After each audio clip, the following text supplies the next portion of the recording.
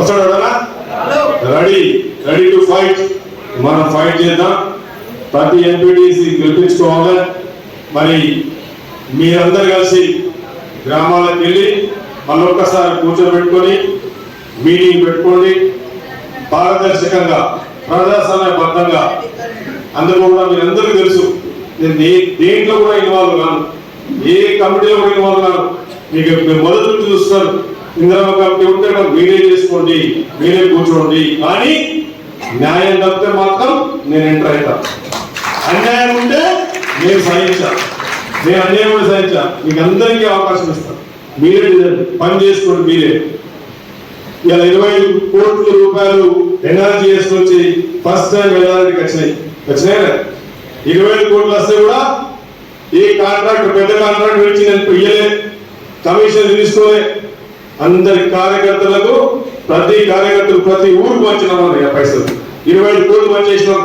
మీరే చేసుకోండి, మీరే బాగుపడుతుంది.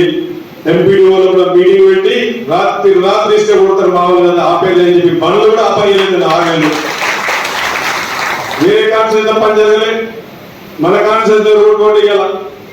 ఎందుకు అంటే ఖచ్చితంగా నాయకత్వంగా మా వాళ్ళు పని చేసుకోవాలి, కార్యకర్తలు బాగుపడాలి.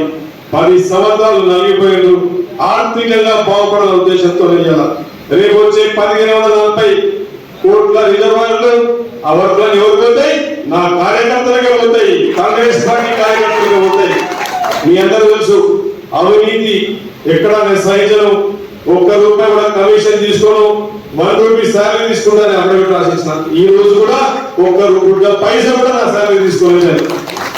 ఇలా ఇంతకుముందు మా అన్న చెప్తుండే క్యాంప్ ఆఫీసులో ఉంటలేను, గవర్నమెంట్ వెహికల్ వాడతలేను, గవర్నమెంట్ డీజిల్ వాడతలేను, గవర్నమెంట్ వ్యవస్థ వాడతలేను. ఇది నా సొంతం, ఇది నేను గడిపెట్టుకున్నాను. ఇది మా కార్యకర్తలని, ఇది నాది కాదు, ఇది మా వాళ్ళని, మా కార్యకర్తలు కాంగ్రెస్ పార్టీ. ఊరుగా ప్రతి రైతుకు చెప్పుకోవాలి. మరి నీళ్ళు వస్తున్నాయి, ఇమ్మీడియట్ గా 20,000 ఎకరాల దాయకోట వచ్చేస్తుంది. మరి 5 రిజర్వాయర్లు మోత దగ్గర ఒకటి, లింగంపేట మండల్ కాటవాడ దగ్గర ఒకటి, ధర్మావపేట దగ్గర ఒకటి, మరి ముద్దోజివాడ దగ్గర ఒకటి, 5 రిజర్వాయర్లు వస్తున్నాయి. 680 కోట్లు ఉంటే నేను తిరిగి 1740 కోట్లు చేయించిన.